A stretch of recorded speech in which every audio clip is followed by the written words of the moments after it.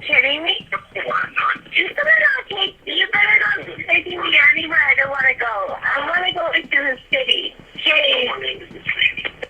Yo, we're not going into the city, are we? No, we're not. Then where the f*** these roads going to? 50th Street. 50th Street. Are you sure? Absolutely. Yo, where are we going? 50th Street. 50th Street? 50th Street. East, right? East. Over down. Bravo. Bravo.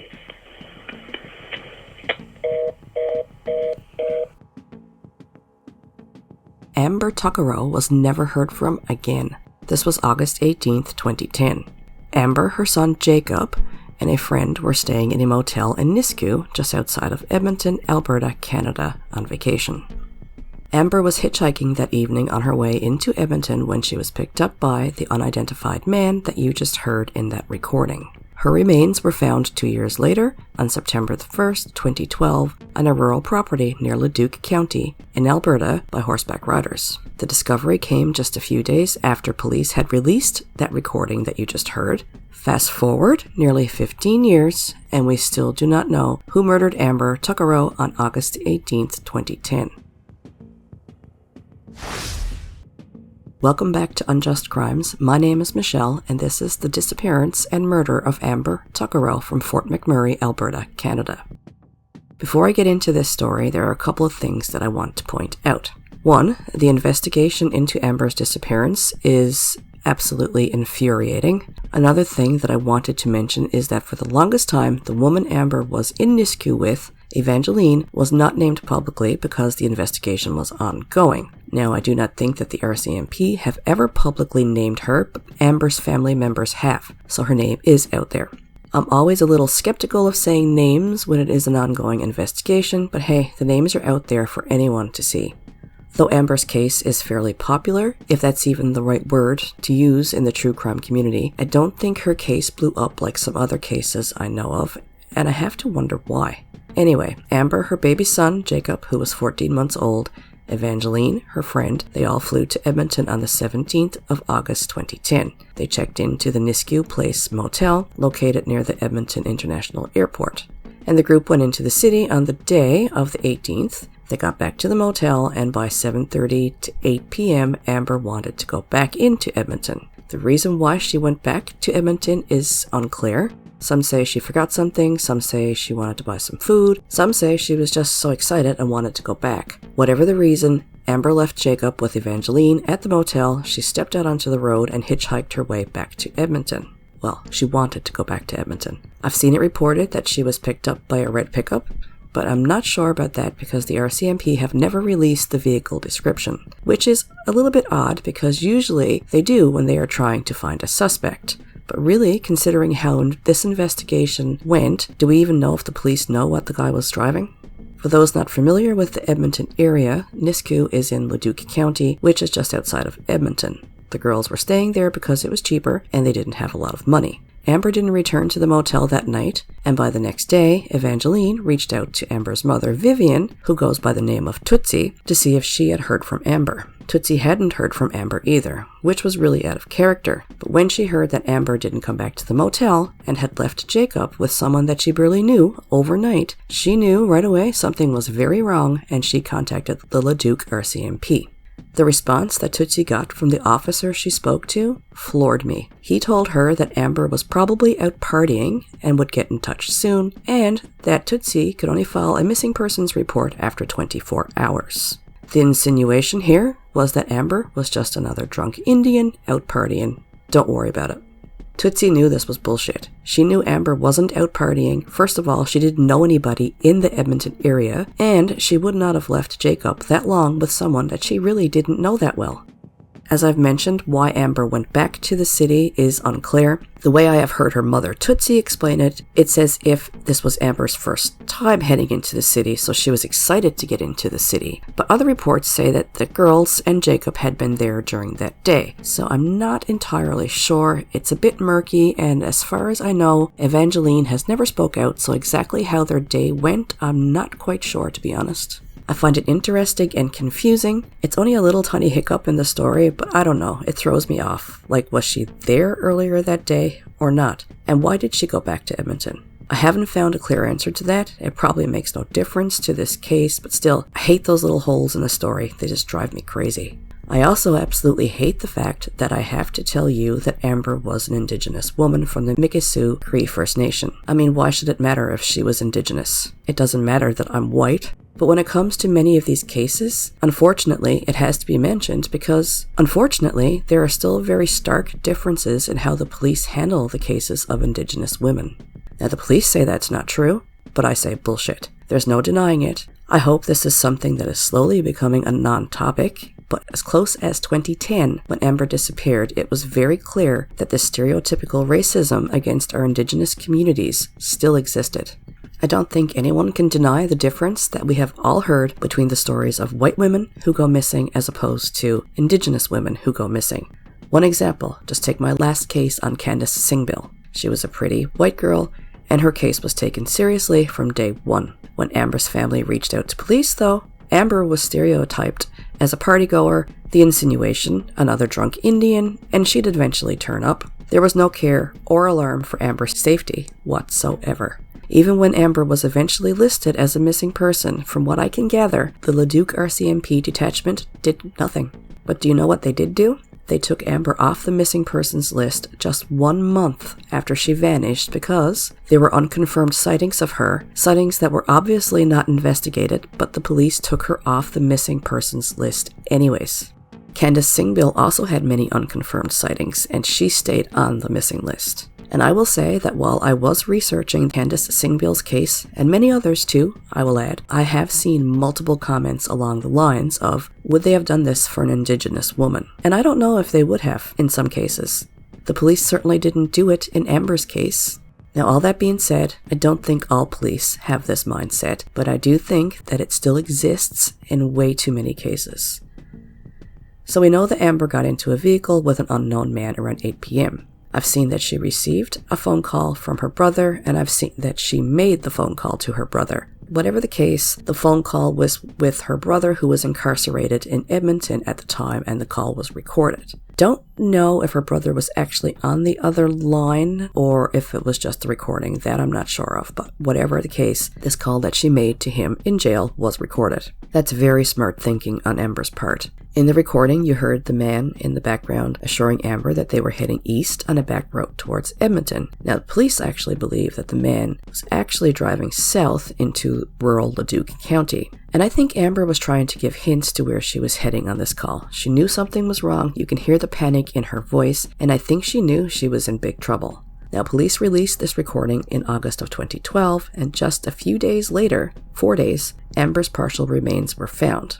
So this girl, Evangeline, that Amber was with, is a girl that she had met at Unity House in Fort McMurray. Now, the Unity House is a women's shelter that both women had spent some time at. The girls became quick friends, and it was Evangeline who had invited Amber to go on a spontaneous trip to Edmonton. Vivian, or Tootsie, Amber's mother, had reservations about this trip and told Amber so, but Amber downplayed them, saying she would only be gone for 2 days, and the two women, along with Jacob, made their trip south. And the rest is, as they say, history. Amber Alyssa Tuccaro was born on January 3rd, 1990 in northern Alberta, Canada. She was adopted by Andrew and Vivian, or Tootsie, Tuccaro when she was just a baby.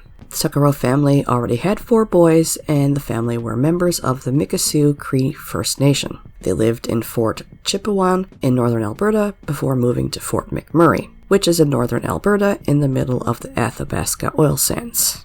At the time she disappeared, Amber was 20 years old and was living in Fort McMurray, Alberta with her mother and her 14-month-old son, Jacob. She was said to always make people laugh. She loved to sing and dance, even though people say she wasn't really good at it, and she would tell her mom, Tootsie, that one day she was going to be a big star, and the two would just laugh. Amber dreamt of finding her own place and standing on her own 2 feet to give Jacob a good life. However, it wasn't that easy to find a home in Fort McMurray. The rent is high and the demand for apartments is also high. As a result, Amber found herself staying at the Unity House, the women's shelter, where she met Evangeline. Now, this shelter offers resources to women and their children so that they can get on their feet and find a place to live. But Amber found this transition hard, and each time she would call her mom Tootsie to come get her and take her home. Apparently she tried this 3 times. The investigation into Amber's disappearance and murder, as I've said, is infuriating, disturbing, and quite honestly hard to believe that something like this could still take place in 2010. Of all of the bad investigations that I have seen, this is one of the worst. In the beginning, anyways. I will give the Royal Canadian Mounted Police credit for stepping up to the plate eventually, but eventually is not good enough, and yet again, the shitty start to this investigation is probably a big part of why we still do not know who murdered Amber Tuccaro. If police would have been on the ball from the get-go, interviewing people, canvassing the area where Amber was picked up, there's a good chance that someone might have been able to identify who took Amber, at least maybe what kind of vehicle she had gotten into anyways. It's also possible that even if the police had investigated Amber's disappearance properly from the get-go, they still may not know much more, but isn't that their job? To try? I'm sure they do see many cases similar to Amber's that turn out to be a young person out partying who didn't get in touch, but still, aren't they supposed to at least take a look? Would it really have hurt to put Amber on the missing persons list and go interview Evangeline and ask around the area where Amber was picked up? So Tootsie reported Amber missing, like I said, to the Leduc RCMP. They didn't take it seriously, but reluctantly did put Amber's name on the National Missing Persons database, to only turn around on August 28, 2010, when an RCMP constable recommended the case be closed, and Amber removed from the Missing Persons database after reports came in of potential sightings and social media activity. It said the officer took no steps to verify the accuracy of these reports. And on September the 4th, 2010, a press release from the RCMP said that they did not believe that Amber was in danger. And Tootsie had to fight for almost a month to get her daughter put back on this list, which happened on September 23rd, 2010. And it was also around this time, roughly a month after Amber disappeared, that the police started to investigate her disappearance, supposedly. I say supposedly because reports say that the police did not conduct any interviews until 4 months after Amber was reported missing. So what were they doing in the 3 months previous? I have no idea. I don't say much of anything. Tootsie herself said that she was not interviewed for 4 months. Early reports say that allegedly, Evangeline was not even interviewed. How in the world could they not interview the last person to see Amber before she vanished? I do believe she has since been interviewed, but who knows how long that actually took. On August 28, 2012, the police released the recording that you heard at the beginning of this, and they were hoping that someone could identify the male that was heard in the call. As I said, the investigators believe that the driver was taking Amber southeast along the rural roads of Leduc County rather than driving her north into the city of Edmonton. RCMP say that this is the only time in Canadian history that they have released an audio recording to the public in a homicide investigation. Now, they released 61 seconds of the recording, but reports say that the full recording is 17 minutes long, which corresponds almost exactly to the amount of time that it would take to drive from the motel where Amber was staying to the site where her body was found 2 years later. I don't know why more of the recording was not released. It could be any number of reasons. Perhaps it was too painful for the family to hear. Perhaps there was information in the recording that police do not want out in the public. Who knows? I think it is very likely that the person was local to the general area. He seemed to know the streets anyway, and he must have had some knowledge of the area, I think, to pull this off. And I think him being local is why police released the audio, because they know it is very likely that someone knows who he is. So Amber's remains were found just 4 days after this audio was released by horseback riders in a farmer's field in Leduc. The RCMP have said that there is no correlation between the two, meaning like the recording being released and the finding of Amber's remains. It's just a coincidence. But I mean, who really knows? The discovery of Amber's remains prompted a 2-day ground search of the area. Amber was identified using dental records, and her cause of death has never been released. It is unclear why it took 2 years after Amber's disappearance for the recording to be released, but her family told CBC that several months before they were made aware of its existence, and before her remains were found, the RCMP told them that they believed Amber had been murdered. I would imagine it took 2 years to release the audio because it wasn't a decision that they took very lightly, as it is something that the RCMP had never done before, and there was probably some red tape to go through. Reportedly, the RCMP was overwhelmed with the amount of tips that came in after releasing the tape, and 3 women came forward claiming to recognize the voice on the recording. They each identified the same man, Pat Carlson, which again, I was hesitant to say his name, but I mean, it's out there and very easy to find. The RCMP, though, say they have investigated him and he is cleared from having any involvement in Amber's case. But his name continues to come up in relation to Amber's case, and I think that's because he is a known sex offender who police had warned the community about in the past. The guy is a friggin' creep, from what I have read. Basically, he would place ads luring young women, sometimes even couples, to his ranch, offering them free room and board in exchange for work on his ranch. Once there, he would sexually assault them. I mean, the fact that police warned the community about him says something about how dangerous he is, but that does not necessarily mean that he killed Amber Tuccaro. Would I ever be surprised to hear that police found evidence linking him to Amber? Probably not, after what I have read about him. But police do say he is not involved, but then again, we're talking about the same police who said Amber was probably partying, so... I mean, it could be that he is known enough in the community as a danger and his voice is similar enough to that recording that those women thought it was him, or it could be him, but police have nothing to link him to Amber. Amber really doesn't fit in with what he had been looking for in terms of she wasn't going to his ranch for work, but also I think whoever did this had 2 years, give or take, to get rid of any evidence. Also, for all we know, police have DNA, or a print, or a fiber, or some kind of evidence that we do not know about that they couldn't tie to this guy. We simply do not know that, and the RCMP is not going to tell us that because they don't want to give that information away to warn the true perpetrator. In 2013, the RCMP placed 2 billboards near where Amber's remains were found as part of a poster campaign that they were conducting. The billboards featured Amber's picture and the slogan, "Have you heard the voice?" Needless to say, Amber's family has not been impressed by the Leduc RCMP's investigation of Amber's murder, and the family filed a complaint with the Civilian Review and Complaints Commission for the Royal Canadian Mounted Police in 2014.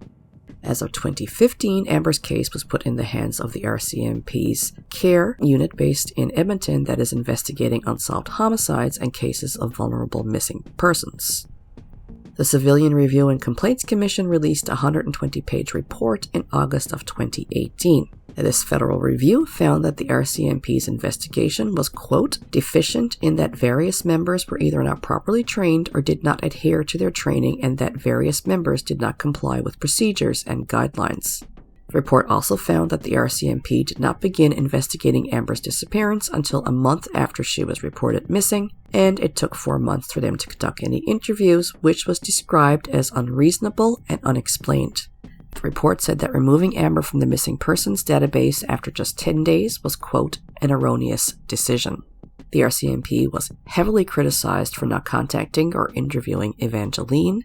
Also, a suitcase with Amber's belongings was also destroyed by investigators after they recovered it from her Nisku hotel room. The report said a constable and corporal with the Leduc RCMP detachment, whose names have been redacted, quote, failed to properly follow policy or reasonable investigative practices for securing seized property.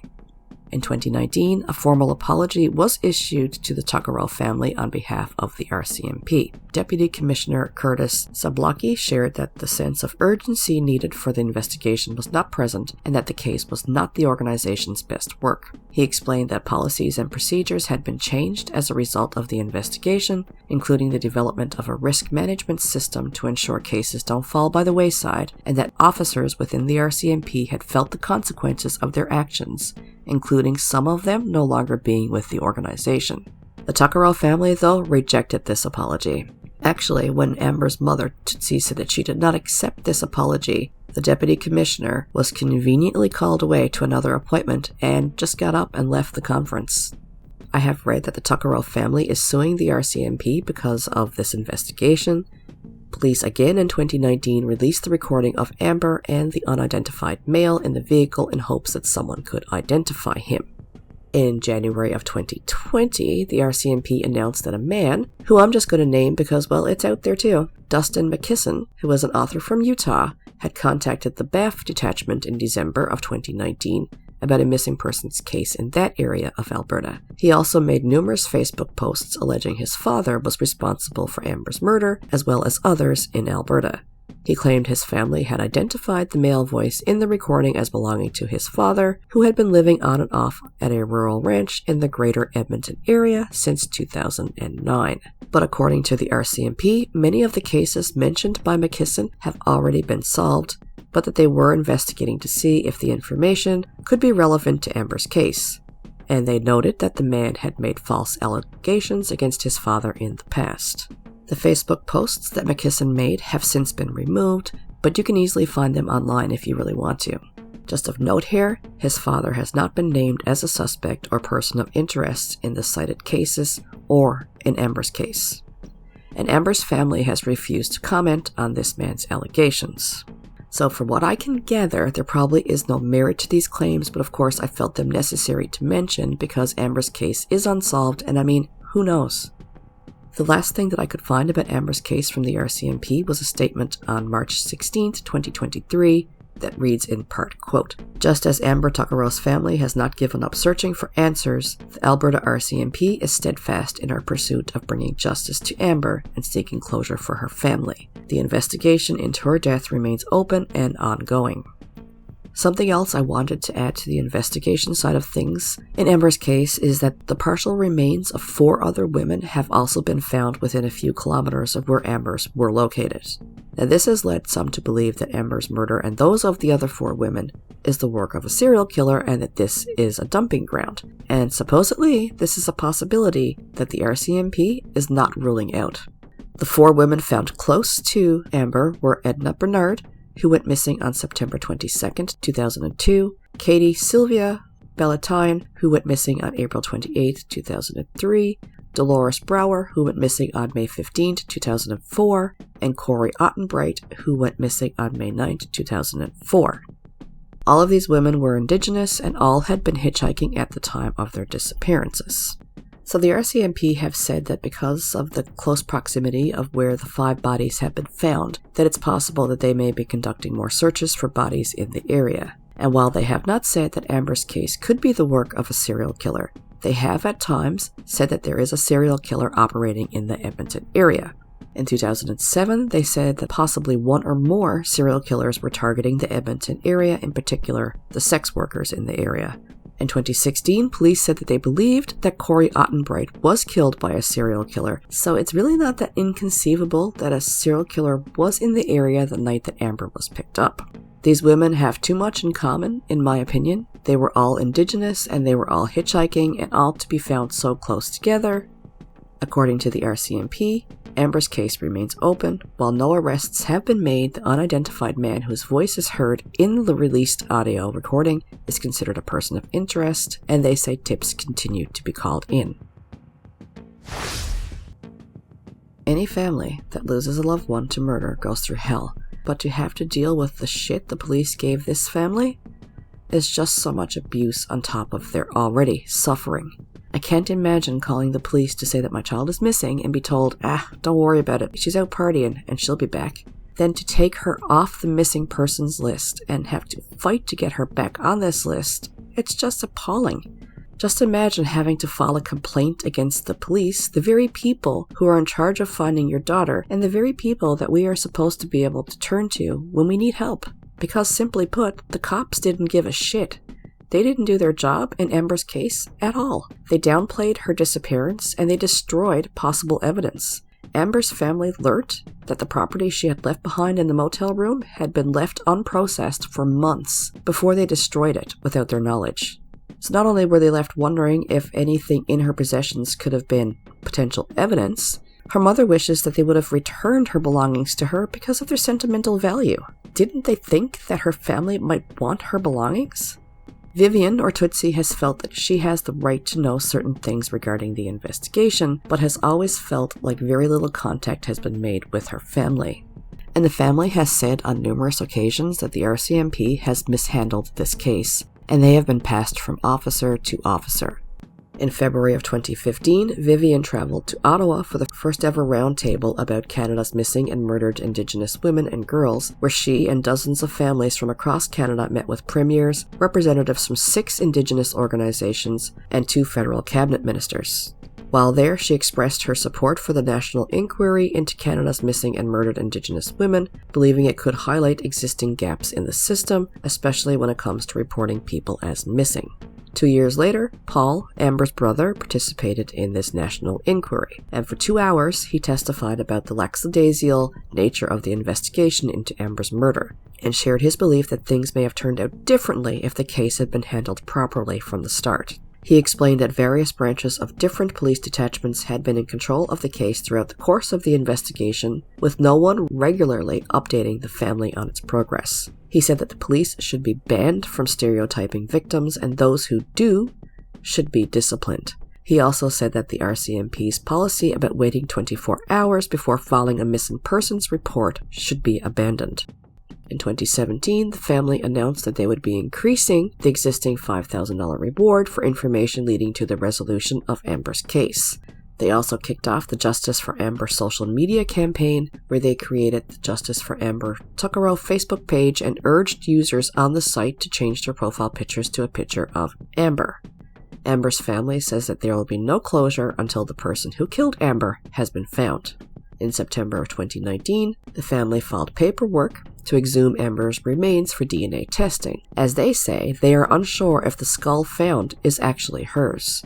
And this comes from their distrust in the RCMP. Paul, her brother, explains that he has his doubts, given how fast the identification of Amber occurred. He also notes discrepancies between Amber's dental records and dental fillings present in the skull. They hope to compare Jacob's DNA to that of the skulls to either confirm or deny that it belongs to Amber. Now, I could not find any more information on this, but from what I can tell, the exhumation has not taken place.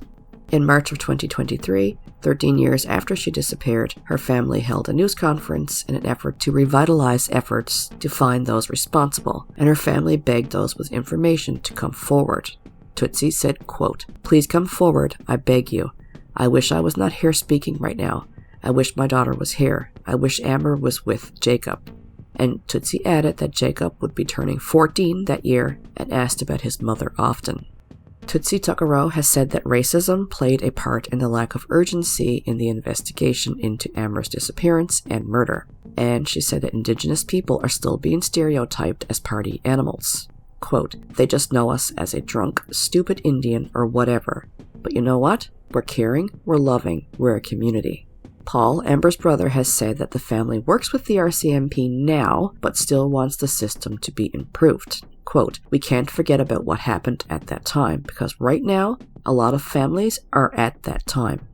After the recording was publicly released, Vivian, or Tutsi, shared it every day, urging people to come forward. Paul, Amber's brother, has said that he is confused as to why no one has ever come forward with the unknown man's identity.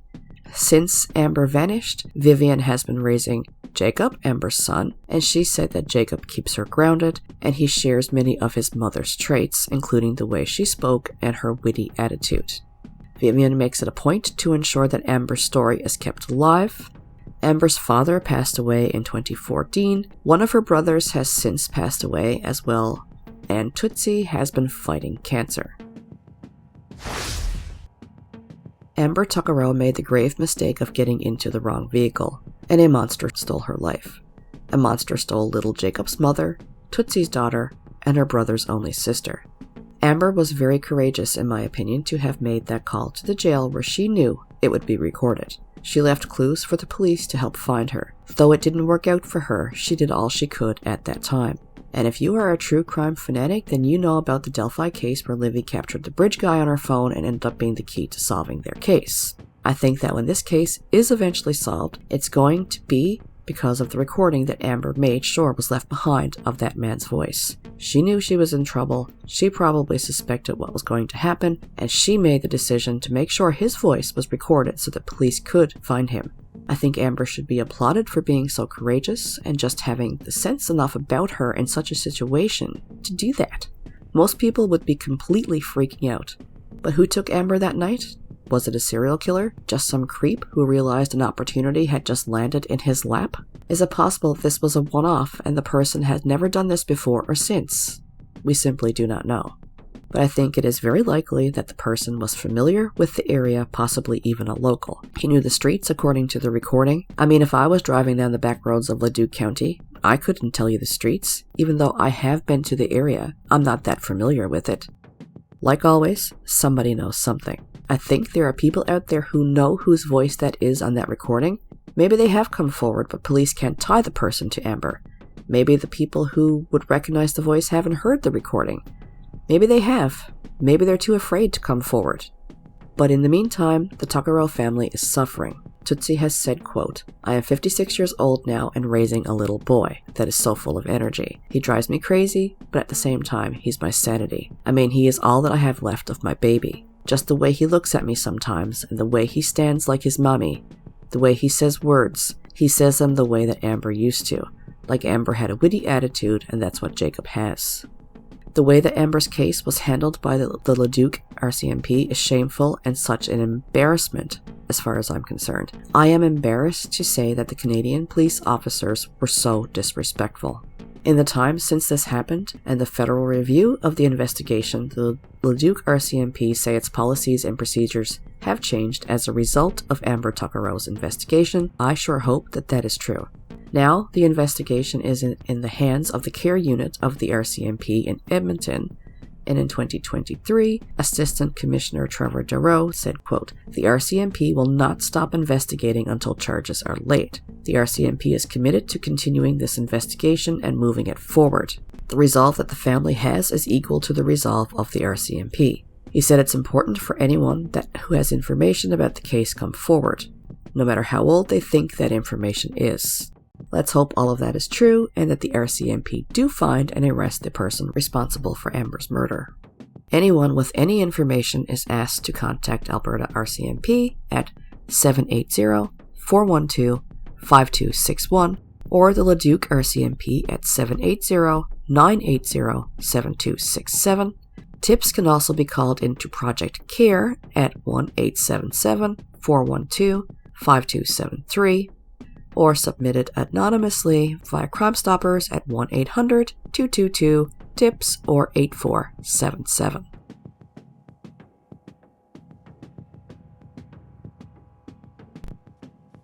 Thank you for all the support. It truly is appreciated. It still surprises me that anybody would want to support Unjust Crimes, but for anybody that would like to do that and help support the podcast, I have added a PayPal link to my YouTube page. And again, it is truly appreciated. These stories do take a lot of time to put together. You can follow Unjust Crimes on Facebook and Instagram, and I will put those links in the description to this video. Please do give this video a thumbs up and subscribe to my channel. And until next time, thank you for your time and stay safe out there.